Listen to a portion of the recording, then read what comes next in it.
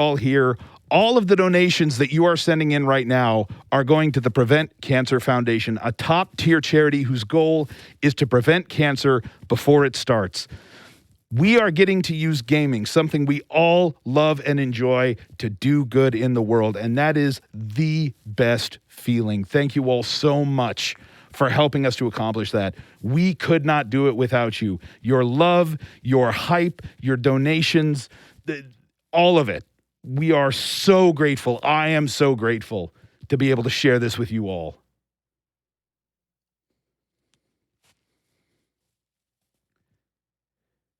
Jenny Nerd sends in a $25 donation. I need more GDQ. Bonus game hype. And we are bringing that hype. We are working on that bonus game. Let me see where we're at on that. Deltarune, we're still trying to get it added to the schedule. We need $500,000 for that. And so far, we are at 133,000, almost. It's probably about to tick over right now. So close to $134,000. So we're a little over a quarter of the way there. We've still got a few games to go, but do not sleep on this. Get those donations in. Let's make this happen. We can do this together. Let's get it done.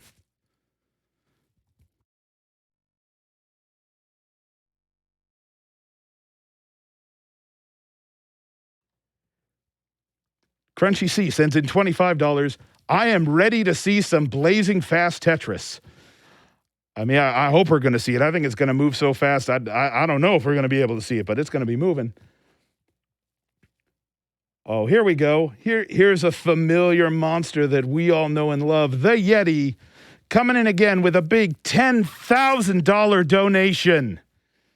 And they say, hey, all, Yeti here. We don't have any steamed perlers, but we do have a nice little $10,000 donation for the Prevent Cancer Foundation.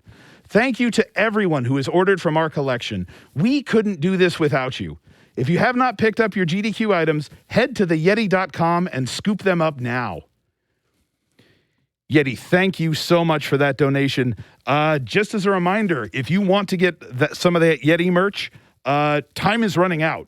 The marathon is going to be over soon, and when the marathon is done, that merch is going to be going away too, and there are some amazing shirts. You want to get over there and get that. Get on it.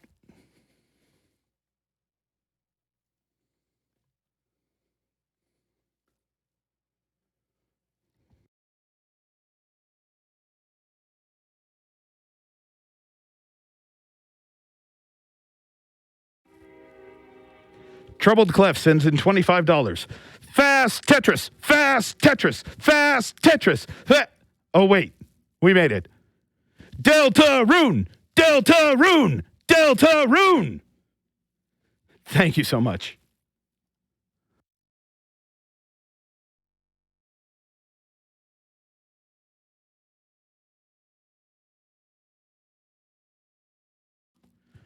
Oak the Wise sends in $50. Donating now for the Tetris block. Okay, yeah. I see what you did there. That's clever. That's clever. That works.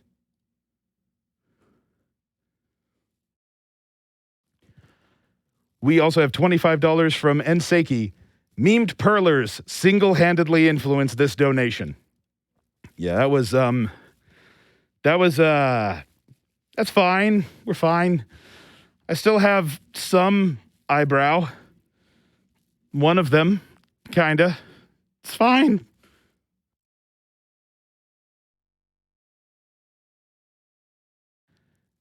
All right, everybody. I just got word.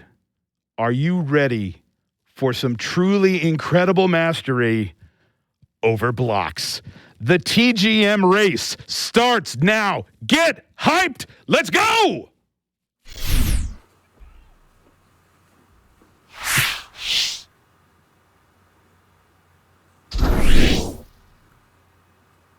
Awesome. All right. Hi, everyone.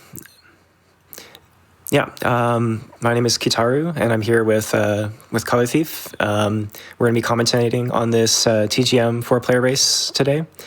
We're old grandmasters of the game, and we've demoed it previously at Games Done Quick in 2015. Yeah, your runners today are going to be JBroms or JBroms, either pronunciation's okay. We got Party Man X. We got PiePusher. We got Switch Palace Corner, aka What's really SPC. cool about these folks are, they all picked up the game after it was demonstrated at GDQ in 2015. So what you're about to witness is a new wave of players, and they're not just run-of-the-mill players. They are some of the strongest players in our community. So just so healthy, happy community. We like to make it easy to pick up this game, and hopefully some of you find it inspiring as well. Yeah, absolutely. I think we'll be able to kind of talk about things as we go along. So I guess if we wanted to get started, maybe we can get a countdown for people and then get the race going. Yeah, so we did meet our donation incentive to do the race in 20G mode. So that means all the players will be starting the game at the highest possible speed. And there's also Uki mode that was met. Uki mode is a bit of a meme. It changes some of the sound effects in the game. So you're going to hear some monkey noises or something. I'm not quite sure what they are. Yeah, uki is Japanese for like the sound that a monkey makes. It's like uk uk, and like English is like uki in Japanese. So get some interesting voice acting going on instead of the normal line clear sounds. Okay, well, we see all 4 players are set up with Uki and 20G mode. So do we want to count them down?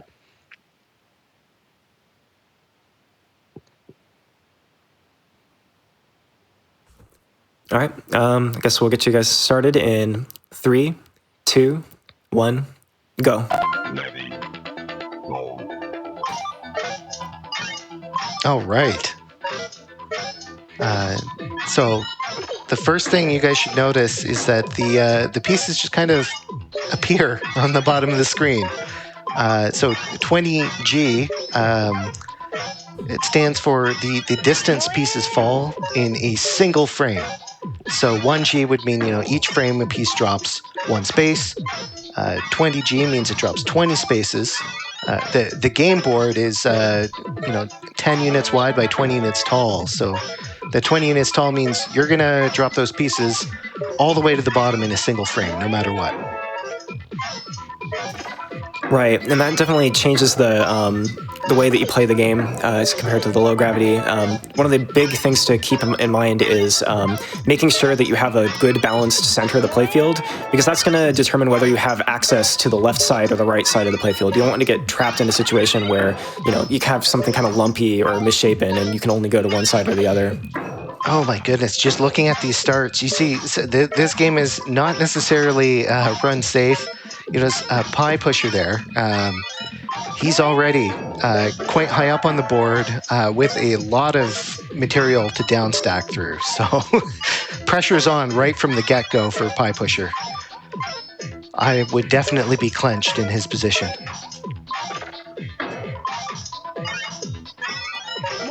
So, Kitaru, maybe would you want to explain? Like, lots of people, they think of Tetris. They think, this is this relaxing game that you can play when you just got some time to waste or something like that. How exactly could someone speedrun Tetris? Right. Definitely. One of the big things that gets asked, I guess, with TGM is, how do you speedrun Tetris? What does that mean? I think a lot of people are familiar with versions of the game that are, either endless or, they don't really have a speed component to them. But the big thing about TGM is that it has a finite end. It ends at 999 pieces plus lines. And the other thing is that the leaderboard is actually sorted by time. It's the main thing that you're trying to optimize in the game. Another kind of nice thing about it is that there's a time requirement for getting the Grandmaster grade. So it kind of encourages you already to do your first speed run in order to get 100% completion of the game.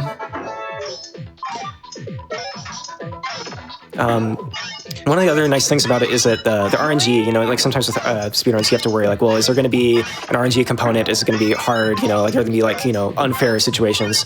But the nice thing about TGM is that it's kind of, since it's built with this time attack consistency in mind, the piece the piece sequences are kind of built to be fair.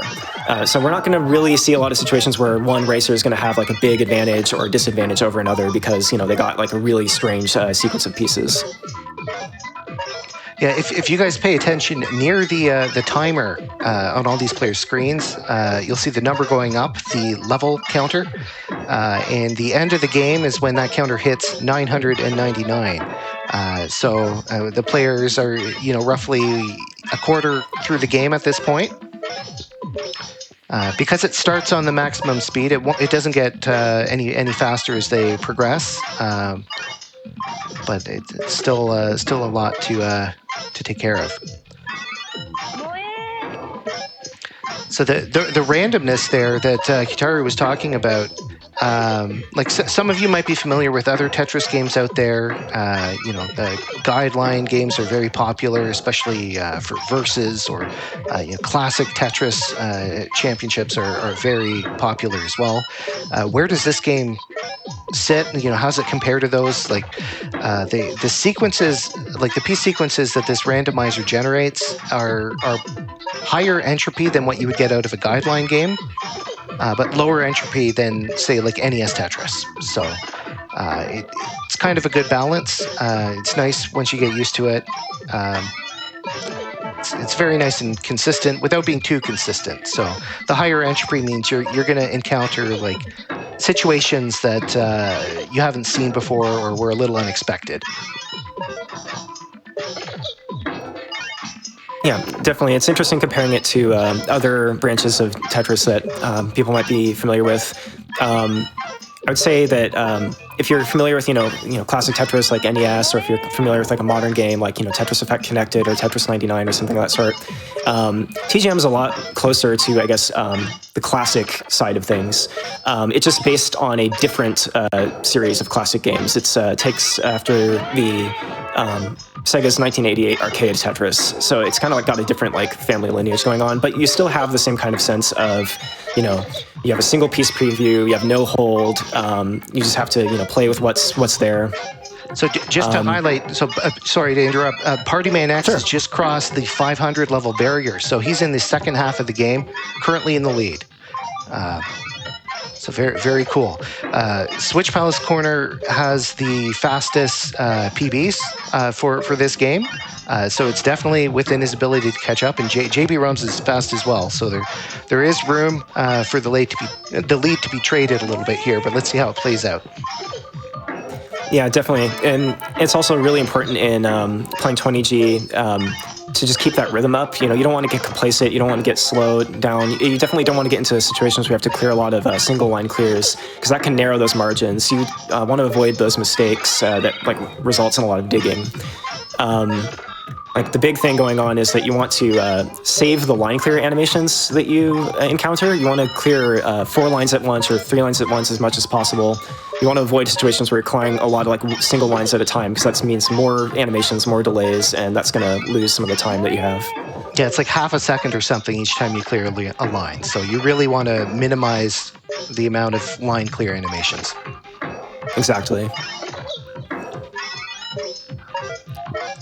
But yeah, where does this game fall in terms of, being a classic game? Well, it's not quite NES Tetris, but it has a lot of classic Tetris spirit with the one single piece preview. There's no hold, but then it has modern quality of life things, like it will happily buffer your inputs to simplify some of the input control schemes, and the randomizer is friendlier than the oldest of Tetris games. So it's kind of like it's kind of an ultimate version of classic Tetris in a way. It's definitely challenging in an old school way, while having the quality of life things that can smooth it out a little bit.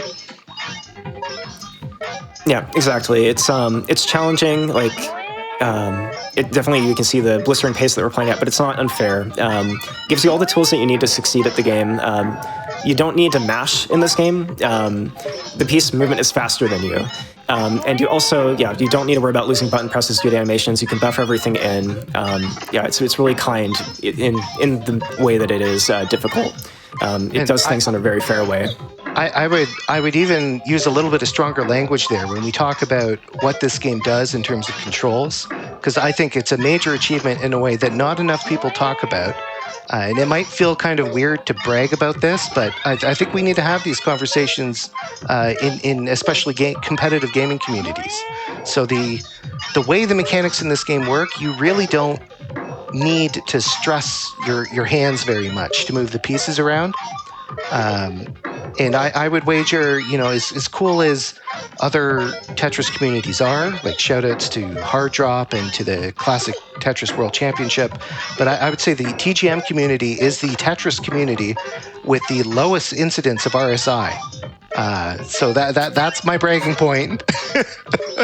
If you want to play a Tetris and you don't want to destroy your wrists, it's hard to go wrong with this game. As fast as it can get, they give you the tools that you need to not really strain yourself as much. It's very, very accessible. You can play it one-handed, even so. I don't think they were trying to make an accessible game, but the end result is that we do have one. Yeah. Shoutouts to non-RSI inducing Tetris. Awesome. And it looks like we just saw SBC get to the 900 section. We see that big purple cosmic baby in the background there with a strange bio theme that we got in the background since TGM. So he's looking to bring this home right now. Barring any major issues, I think he's closing in on it. Very interesting theme. What's a baby doing in a Tetris game? Well, it's just kind of a biological theme. Oh no, we do have Party Man topping out right near the end. Well, that's why we've got 4 runners today. SBC coming up on the clear. There we have it. Under 10 minutes on demand is a very strong time. 10 minutes is kind of an unofficial barrier that you really understand the game well if you can get under 10 minutes, I would say. Definitely. I like to give kind of like a perspective. The requirements to get the Grandmaster grade, you need to finish the game in 13 minutes and 30 seconds. That's like kind of the baseline that they want you to get your first 100% clear. So, saving a few minutes on that. And the world record, I think, is very slightly below 9 minutes. It's like 8:40 or 8:30, I think, for 20G mode. Okay, we do have PiePush. Oh no, so JBroms has crossed it as well, but I missed what condition he failed. He failed the scoring condition. That is somewhat unusual in this game. So in addition to being fast, you need to score above a certain minimum bar. And that means, going for Tetrises. So you're kind of aiming for Tetrises, not just for line clear delays and speeding up the game, but also because it's worth more points, and that's going to get you the win. Right. There must have been just some split check that he missed somewhere along the way. Exactly. Okay. PiePusher bringing in his clear soon here. Looks pretty clean. For anyone wondering what's going on Party Man's screen, I guess he decided to meme a little bit while he was waiting for others to finish their runs. He's playing large Tetris, big mode. Oh no, PiePusher. He also must have failed one of the score requirements. Wow. So we only had 1 GM out of the 4 runs. That is interesting. Yeah, it could be tricky to get those score requirements. Usually the time requirements are fine, but the score requirement at the halfway point sometimes can be a little bit trickier playing in 20G mode because the scoring's bounced around low gravity. But very nice. I'm glad, we got 3 clears and 1 GM out of our race. Excellent. Congratulations to SPC. So I do believe we met the donation incentive to do secret grade. Yeah, exactly. So I think for secret grade, what they're going to be trying to do is they're trying to be playing a hidden Tetris art challenge that is baked into the game. It's something that was kind of designed by old school Sega Tetris players back in the day, back in the 80s. And like it's pretty cool. It's like lots of modern games, like you look at Dota and other stuff, player created content that turns into its own thing. This is kind of like that before that was a thing, right? Like back in the 80s, the Japanese arcade players playing this Sega version of Tetris, they had mastered the game. They could max out the score. They were looking for that next challenge. So they kind of dreamed up a challenge for them to do. And they build a shape on the stack. It'll be more obvious when the players actually get into it. But you leave a hole on the board in a specific location and almost draw like pixel art. And they do like a greater than symbol or like a chevron on its side, like kind of. I think we have PiePusher already starting here. So you can see the bottom left corner will be a hole, and then diagonally it will be a hole all the way up until the right wall, and then you kind of loop it back to the left again afterwards.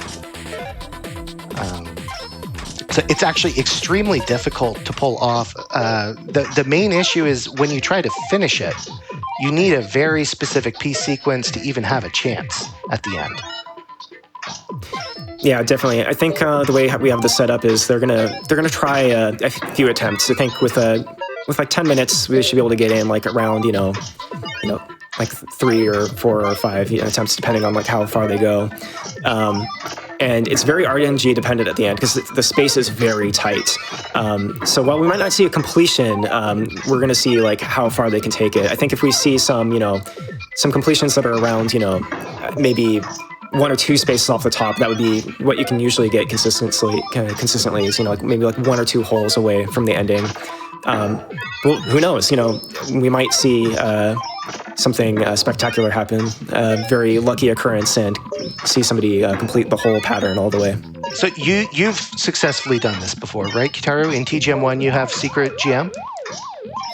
Yes, yeah. I think it's right now, as far as I know, it's me and Oliver, I think, are the 2 people who have completed the whole pattern in the first game. That's right. But just to emphasize, like, this is not a new game. This is an old game, but only 2 people ever, as far as we know, have been able to complete this. And it's a pretty unpopular category in Japan because you can imagine that it's not exactly high value when you're throwing away your 100 yen coin over and over again for like a 1-minute attempt at a RNG heavy challenge. So, yeah, I think so. Definitely though, keep an eye on all our plays here. They've put some good time into like working on it. I've seen some runs from SPC lately where he's been like 1 block away, like it just didn't give him the block he needed at the very end, or like I forget who was saying, was it PiePusher or JBroms that was saying that they've had some like where just like 1 square is in the wrong place, like there's like 1 hole in the side. So definitely we'll see if we can get something going here.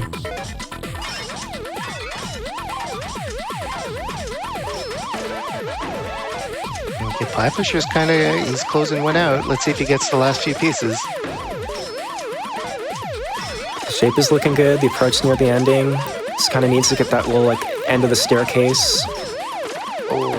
Oh, a little bit harsh, yeah. I don't think he'll get it, but that's still, this is what we mean. Like, you can get like 2 or 3 units off from the top pretty consistently with a bit of practice, but the last few pieces, that's RNG. Yeah, it's like there's only like a few kind of situations that will work for it. So you kind of just have to, it kind of reminds me of watching, if you've seen like the Summoning Salt video about weather Tenkos and like just like measuring your percentages. That's kind of how it felt. And I think that's how our players feel right now. It's just like you get those percentages like, okay, well I got like this many away, like I can measure how many I got like 1 away or like, 2 away. And it's just a matter of like raising that percentage until you get the RNG to finish it out.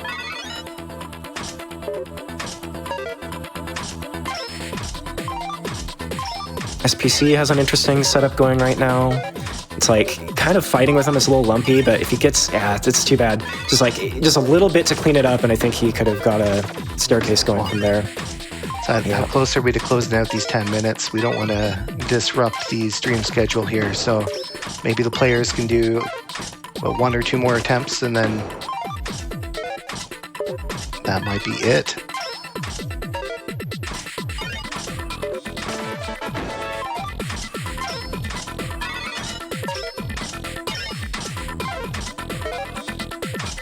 No, JBroms saying no. Ending sequence not working out. I'm going to restart. That's my best hope.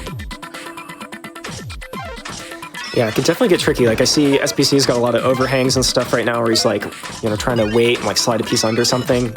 Yeah, he's giving up on this one too. Sometimes it just, the beginning's not cooperating with you. Sometimes it just makes sense to throw it away and give it another shot. Maybe it'd be a good time for a donation readout while these players are closing out their final attempts? Absolutely. I think I got a good one here. $250 in from Eon. It's great to see some longtime TGM friends representing the community. Looking forward to a great showcase of the game that started the best Tetris series. Special shout out to my longtime rival JBroms. Aw. Awesome. Yeah, thank you, Eon. Yeah, Eon is a great pillar of the community as well. Also a Zelda 2 runner. But yeah, she's been part of some of the previous demos. Also another player that picked up the game after seeing it at GDQ, and it's been great to hear a donation from her. Yeah, thank you so much.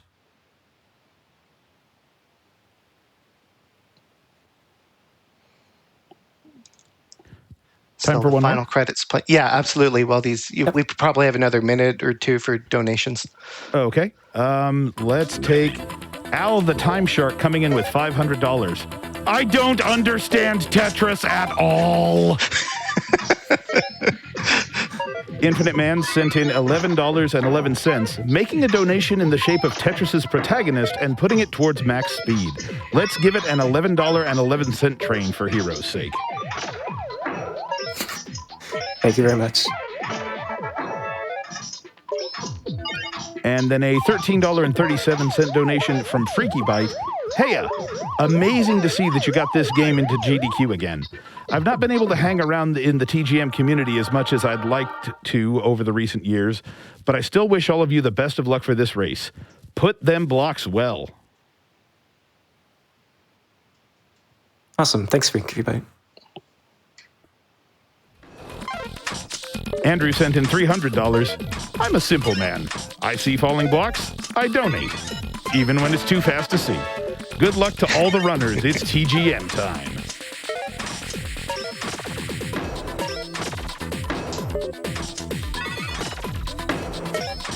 Okay, PiePusher closing out his last attempt here. He's got a really nice looking board.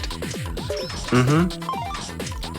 Yeah, definitely if he gets like a T to hang off the side there, maybe. But just the pieces at the wrong time. I think he's gonna have to clear down if he wants it to. Yeah, that's all enough. No pressure, JBroms. You're our final hope.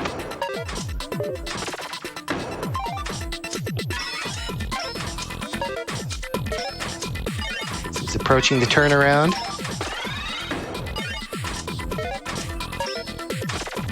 Yeah, this is a good time to be at the turnaround at least, because at 200 the gravity slows down again and it'll get faster again after this, and it gets really hard to maneuver at the top if the game is too fast. So this is about the last shot at it. Oh, interesting overhang going on here.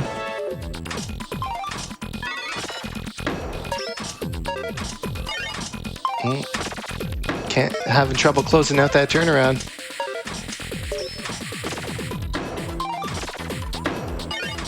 Yeah, it can be a little bit tricky because when you have to flip around, you want to make sure that you're not, opening the hole back up, and it's kind of harder to do that at when you're starting at the left and when you're kind of turning around at the right.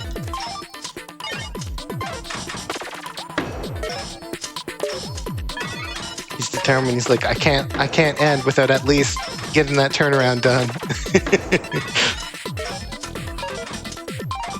Okay, looks good. Just got to cover it back up again. There we go. We got the turnaround. It's so fast, though. Secret grade is hard enough on its own. Doing it when it's fast is next level.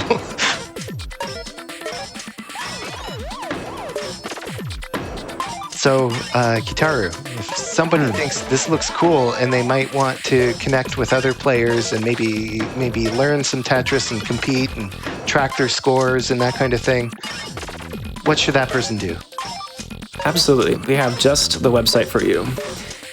If you go to theabsolute.plus, that is the domain name of the site, theabsolute.plus. It's a leaderboard, and also it has an associated Discord. We would be happy to have you and let you know anything you need to know about playing this game. Shout outs to MHL. He created the Absolute Plus, and he's also a super skilled, inspiring member of our community.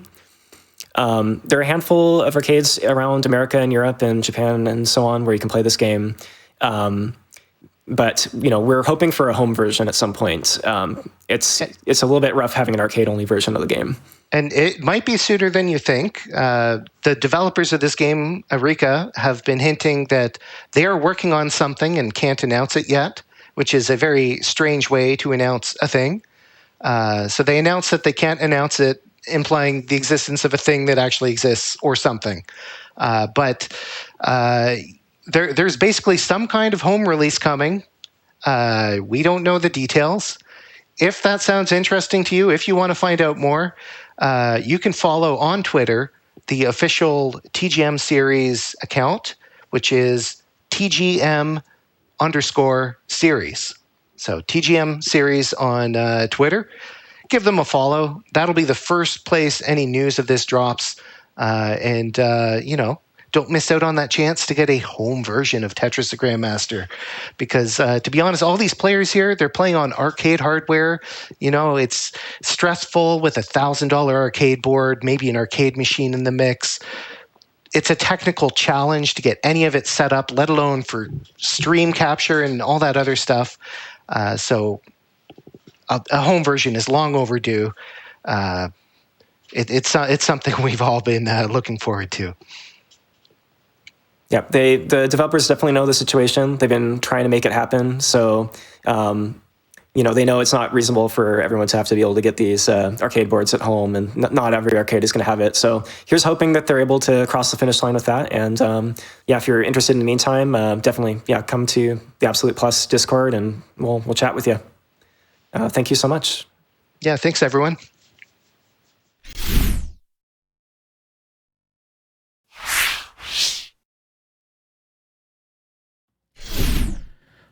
Holy cow. What a display of skill. I had a front row seat to that, and I'm still not quite sure what happened, but wow. All right. We're going to try and get in just a couple more donations here real quick. Let's see. I've got $300 here from Half and Double. Prepare for trouble. And Half and Double just had to donate to cheer on my friend PiePusher11. You got this, and congrats on getting into AGDQ. I've also got a $25 donation here from Frigid Devil. My wife and I are watching this with our 4-month-old. No better time than AGDQ to introduce our daughter to our favorite series. This was the first game we ever played together, but it looked a little different from this. This has been an incredible AGDQ. Let's get to 3 million. I tell you what, Frigid Devil, you start them early and they will surprise you.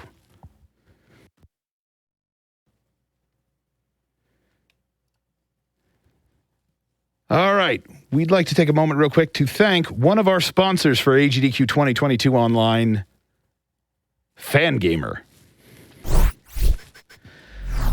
Fangamer is a video game merchandise company, and they ship their goods worldwide, and I mean completely worldwide. They've got branches open in Japan and Europe, as well as the United States. Wherever you want to put in an order, they're going to be able to get it to you. Now, they do have a bunch of GDQ merchandise available on their website. If you go to fangamer.com/GDQ, sales of GDQ merchandise benefit the Prevent Cancer Foundation. We've been getting some donations in from them throughout the week. Thank you to Fangamer for supporting Prevent Cancer Foundation and sponsoring GDQ, and thank you to everybody who is buying some of the awesome things they have over there. The marathon's almost done. The collection will be going away soon, so make sure to get over there and check that out. Fangamer.com/GDQ.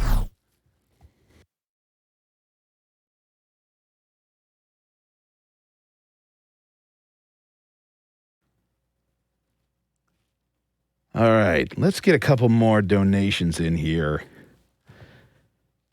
checking in on an incentive. Mo Morrison sends in $50.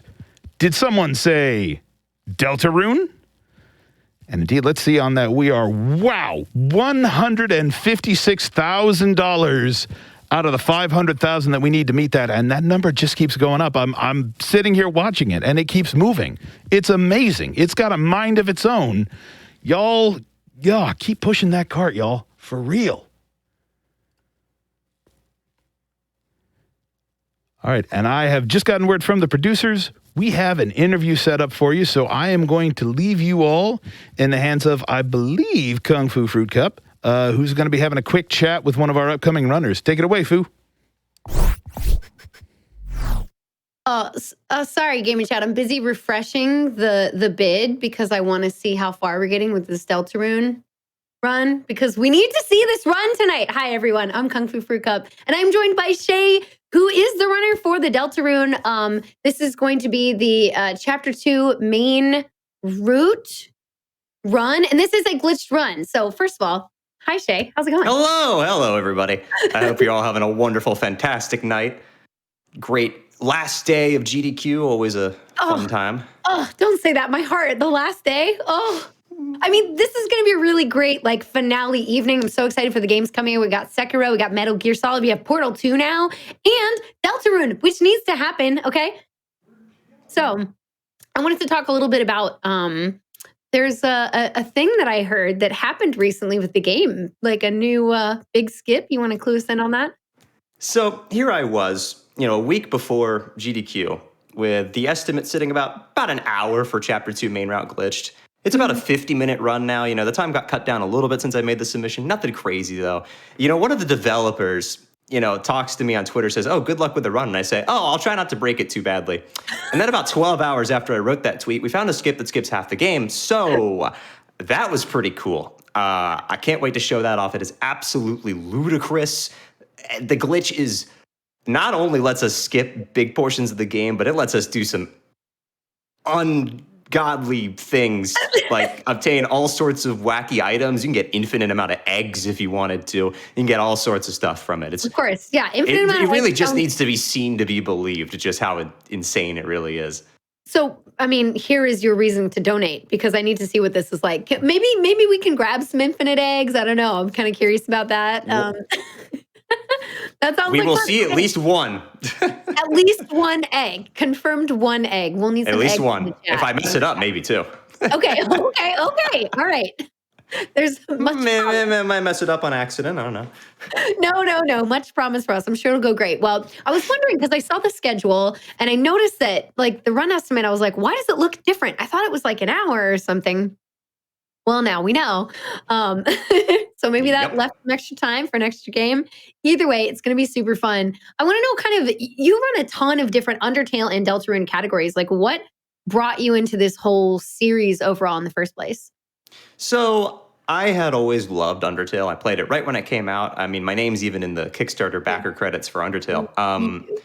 I love this game, and I remember loving watching speedruns of it, but I was never really doing them myself. And then one day, I was streaming about mid-2017, and somebody comes in my chat and says, "Hey, you want to learn how to do the punch card stuff?" Because I was just streaming Undertale because I liked the game. And I was like, "Yeah, sure, I'll learn how to do the punch card glitch if you teach me." And then I tried speedrunning it, and then 4 years later, here I am with multiple world records in multiple different categories. At one point in Undertale, even I held world record in every single category at once, which was pretty neat, definitely very cool. I didn't realize you had all of them at once. That's actually really amazing. Yep, it was quite a quest. I even had to sit there and play Undertale hard mode, and that was an experience. I'm sure. I was going to ask, so within all of these different categories of both games, do you have kind of a favorite and least favorite category that you've ran? Obviously, hard mode. I mean, it's so great. 6 minutes long, and you grind for RNG for 4 days straight. No, my favorite categories. Honestly, I've always liked those longer categories. Like for Deltarune, I think my favorite category is all chapters, all bosses, glitchless. It's probably my favorite category. It's like an hour and 30 minutes, but it's really fun. You get to fight both Jevil and Spamton Neo, all sorts of fun stuff. And then for Undertale, I'm a big fan of the all major endings category, which is 5 hours long. My Yeah. record, Yeah. well, I actually don't hold record in that category currently because I haven't gone back to grind it because Deltarunes have been out. But I have like a 4:34, I think. It's a long category, but it really shows off everything, and I love categories like that show off the complete package of the game. I agree. And as a viewer, I feel like they're so comfy to watch. Now, since you say like you like these long ones, you like these all chapters, do you think as Deltarune continues to release chapters, like you'll want to do those like overarching, like full storyline Absolutely, runs? yeah. I can't wait to do like the all chapters runs and put them all together. Like I like the individual chapter runs, but my favorite categories are always the all chapters runs, and I can't wait to run like, well, however many chapters there's end up going to be. I mean, Toby says they're planning on making 3 through 5 and then maybe 6 and 7 later. And then there might be more after that. I don't know. I know it's like surprise me, Mr. Fox. Surprise me. Exactly. Like we got the new menu. It had like a list, like, or it had slots for the chapters. We're like, oh my gosh, is this what we're gonna get? And we just don't know. There's 7 in the list, but right. I don't trust him. Right. Yeah, I know. So we'll have to see like what the vision ends up being and how that plays out. But down the road, maybe we'll see like an all full Deltarune, all chapters run by Shayy. But for now, we need to see this chapter 2 main route. I got to see what's going on. I need to see this big glitch. Okay, I'm going to go ahead. You do. It is crazy. I'm going to really quickly refresh. Let me see. We are at 162,000. So we've gotten like 10,000 since I have checked, since we started this interview, which is awesome. I think you all can do it, right? Yeah. Not enough water. Absolutely. Yeah. Keep so it going. exciting. So can't wait for this run. Please, everyone, get your donations in. It's one of the last incentives left. Make sure you hit that incentive as you're donating. You got to include it as the incentive. We can make this happen. So excited to see this. Can't wait. And also can't wait. Next up, we have Sekiro. This is going to be blindfolded. Oh my gosh. Also, that was one of my favorite. Oh, is that the blindfolded run? That sounds like it'll be very exciting. Agreed. Yes. Well, thank you so much for chatting with me, Shayy. Really appreciate it. Can't wait to watch Deltarune, and I'm going to hand it on back up to Mr. Game and Shout. Thanks, everyone. Bye. Donate money. Bye, everybody.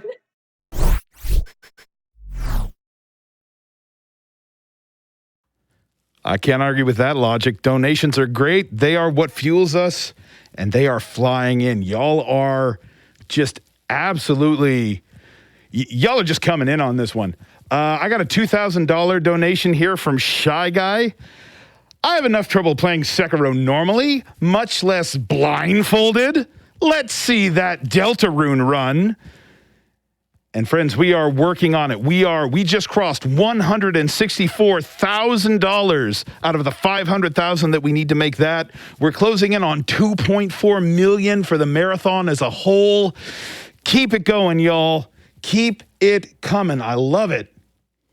I've also got a $500 donation here from Dark Moon Dragon. Let's make that Deltarune bonus run happen.